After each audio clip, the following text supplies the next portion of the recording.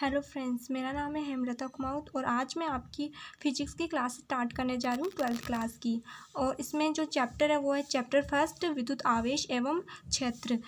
बच्चों, मेरी क्लास की ख़ास बात ये है कि मैं आपको इसके साथ साथ नोट्स भी प्रोवाइड करूँगी, क्योंकि मैं आपको नोट्स में से ही पढ़ाने वाली हूँ, जिससे आपको अलग से नोट्स बनाने की ज़रूरत नहीं है और आपको अच्छे से समझ में भी आ जाएगा। तो बच्चों, स्टार्ट करते हैं। तो इसमें फर्स्ट जो टॉपिक है वो आता है विद्युत स्थिर वैद्युतिकी। तो इसे इसे मतलब स्थिर वैद्युतिकी किसे कहते हैं, अब इसकी फिर डेफिनेशन जानेंगे और जानेंगे कि क्या होता है ये।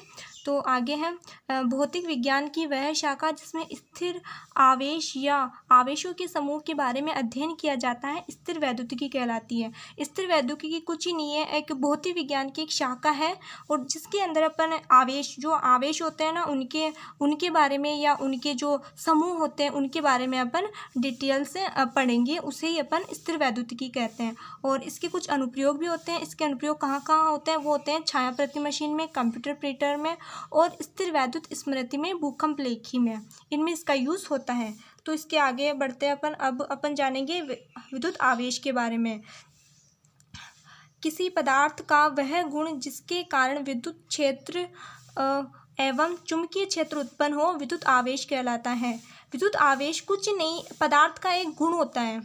क्या होता है बच्चों? पदार्थ का एक गुण होता है जिसके कारण विद्युत क्षेत्र एवं चुंबकीय क्षेत्र उत्पन्न हो, विद्युत आवेश कहलाता है। जो ये आवेश होता है ये और कुछ नहीं होता है, ये सिर्फ पदार्थ का एक गुण ही होता है, इसके कारण क्या होता है कि विद्युत क्षेत्र एवं चुंबकीय क्षेत्र उत्पन्न होता है। तो इसे अपन विद्युत आवेश कहते हैं। तो इसकी खोज किसने की, अब इसके बारे में अपन ये जानेंगे।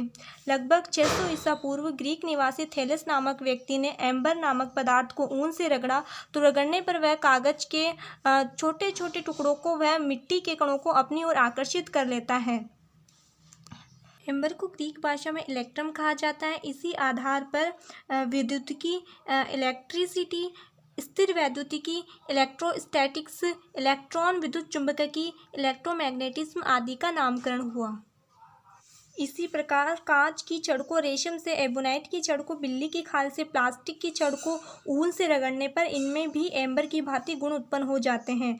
ऐसी अवस्था में इन पदार्थों को आवेशित कहा गया। जो पदार्थ में आवेश की प्रक्रिया के कारण उत्पन्न होता है तो इसे घर्षण विद्युत प्रभाव कहते हैं।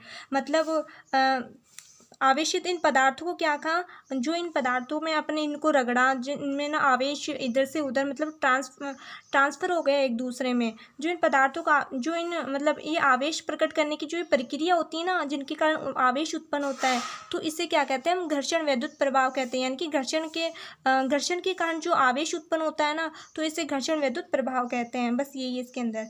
आगे है बेंजामिन फ्रैंकलिन ने कांच की छड़ पर उपस्थित आवेश को धनावेश एवं रेशम के कपड़े पर उपस्थित आवेश को ऋणावेश माना। इस प्रकार आवेश दो प्रकार के होते हैं, एक होता है धनावेश पॉजिटिव चार्ज और एक होता है ऋणावेश नेगेटिव चार्ज।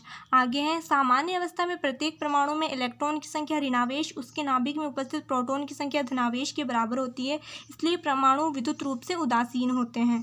परमाणु इसमें आता है कि परमाणु विद्युत रूप से उदासीन क्यों होते हैं, वो इसलिए होते हैं कि जो परमाणु में इलेक्ट्रॉन की संख्या होती है, यानी कि माइनस आवेश की जो संख्या होती है, उसके नाभिक में उपस्थित जो प्रोटॉन की संख्या यानी कि प्लस आवेश की जो संख्या होती है उसके बराबर होता है, इसलिए परमाणु विद्युत रूप से उदासीन होते हैं।